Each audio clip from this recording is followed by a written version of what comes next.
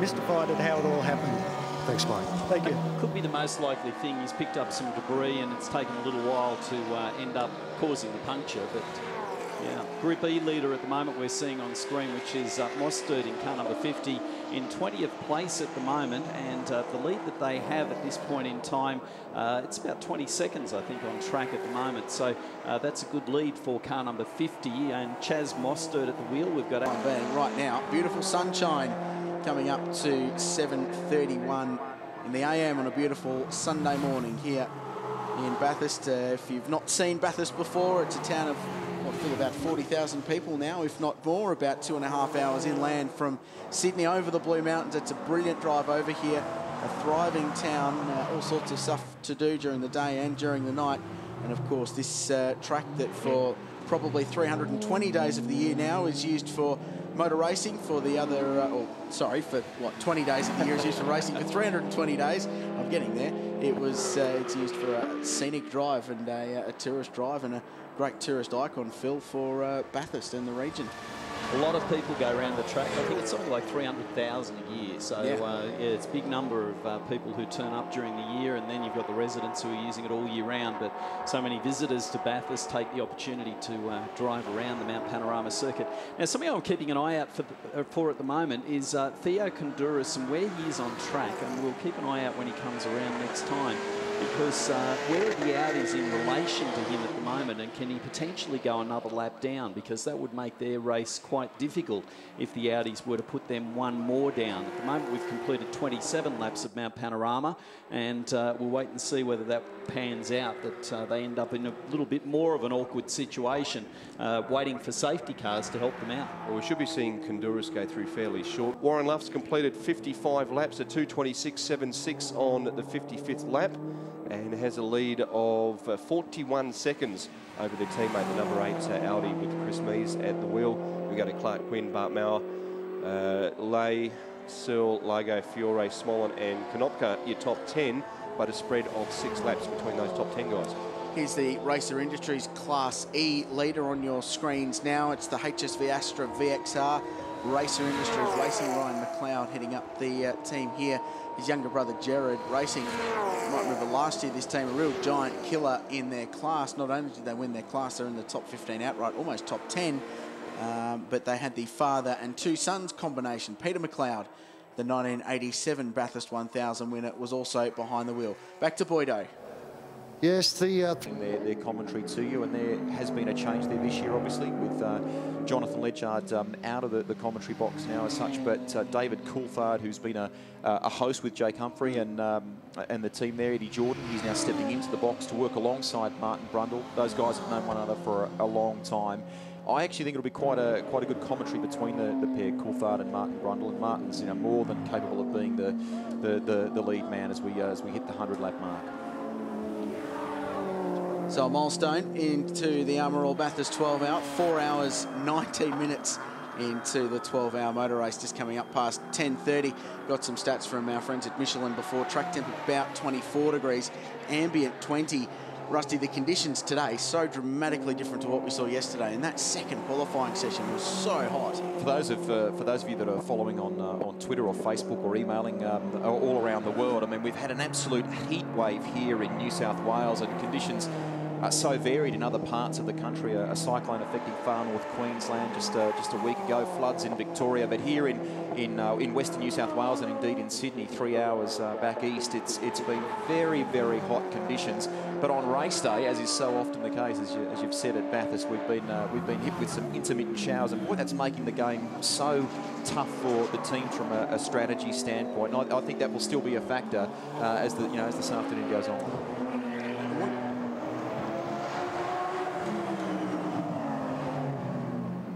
We're just going to arrange a pit cross now, Rusty. I think we've got Berwick Linton down in pit lane, ready to have a chat with you. G'day, Berwick. Rusty here. How are you? Good, Russ. How's the race been so far? I want to sort of wind back. To neglect some of the cars that are featuring but aren't quite so prominent in terms of the outright battle. One of them's the Maranello Motorsport Ferrari. John Bow's been pumping out some seriously quick times aboard the F430 GT3 to the tune of that he's been as competitive, just if not slightly a few tenths off the Audis in this last stint. So he's really hustling along. Marinella had race experience, Team Yost 1-2. What are your thoughts on whether or not we'll see a race lap record? I don't know that we're going to, because I don't think the Audis are going to be under enough pressure at the end of the race that they're going to have to do it. Unless they're racing themselves. We came close though, didn't we? 10.36 for the number 8 car on lap 104. Chris Mace was driving at the time. And that's only 2 tenths off the race lap record, well, the GT lap record here at Bathurst, which is a 10.02. No, I'd almost suggest that the lap record has 10.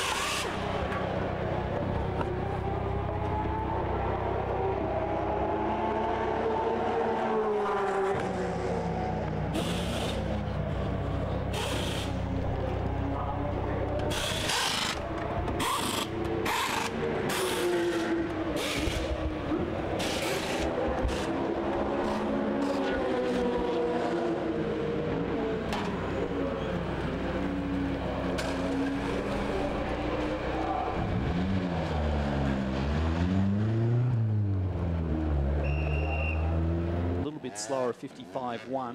Lowndes has just gone around in a 2.12.2, so that's a pretty tidy lap that he's just done, heading around Mount Panorama. And what's Bassing going to come up with could be something similar to that. So they've been fairly consistent times throughout the day. They seem to be able to bang out the 12s very early on. They were doing those, and Lowndes obviously comfortable doing that at the moment. Yeah, not doing too bad a job at all. Craig Lowndes gets himself into a nice little groove and gets himself fairly relaxed. As we know, we've only really ever seen him in a non-smiling state, and that was a few years ago where he won the inaugural Peterbock Trophy here during the Supercar 1000 race. The race has to take to be put on the international stage. We're just having the class leader in Class E. Yeah. Actually no, Class E showing 68 as the leader. This is number 50 coming. Looks like there's been a, well, obviously an impact of some sort. Scraped along the wall, you can see all the marks on the paint there. And the bottom right hand of the bumper's been chewed off as a result too.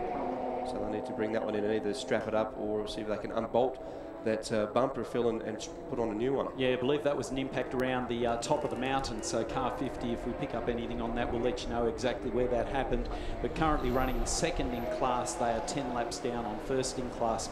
Let's go down to Grant in the pits. Well, Greg Crick, you've hopped out of the car. You've had a few moments to think about the stint. It's looking good at this stage. You guys comfortable? I think we are. We're in a pretty good situation. I think we've got 2 more stops to do.